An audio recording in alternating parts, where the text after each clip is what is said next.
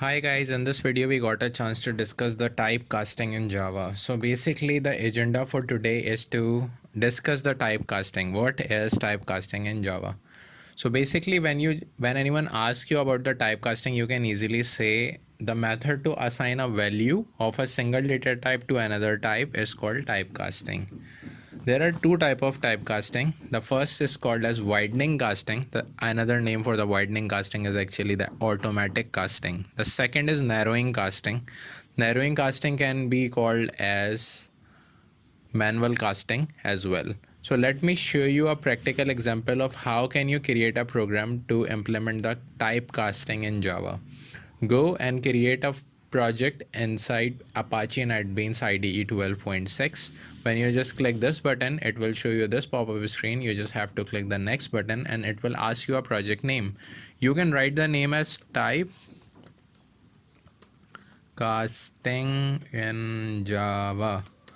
This is how you can just create a project. Inside this main method, you have to write two scripts. The first script for the widening casting and the second should be for narrowing casting. Here we are just creating the first variable of integer my int is equals to 10, right? So I have just created a variable and assigned the value 10, but I am just going to create a widening casting here. So for that purpose, we need to create another variable with the name of double. And here you just have to write the name that is actually my double double is equals to my int. This is how you can easily assign the value of first data type into another data type, right? So the value of 10, that is actually the value of my int, has been assigned to the next variable that is my double. So let's just see the program how it will print the statement. So you have to write system.out.println right here and pass the variable name that is actually my int first. On the second line, again just print the system.out.println and write here as my double, right, like this. Just save the program and run the file. When you just run the file, you will get the output like this. So on the first line, as we have just printed the my int variable, so it has a value of 10. It has just printed this. But when you just assign this value into the my double variable, it is just printing 10.0. This 0.0 is actually the decimal value, and the double data type contain the floating point over some value like with decimal point.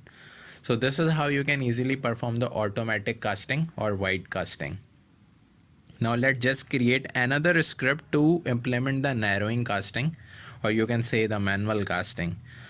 When you just write the first variable, now you have to write double right here and just pass the variable name as y is equals to 9.5d.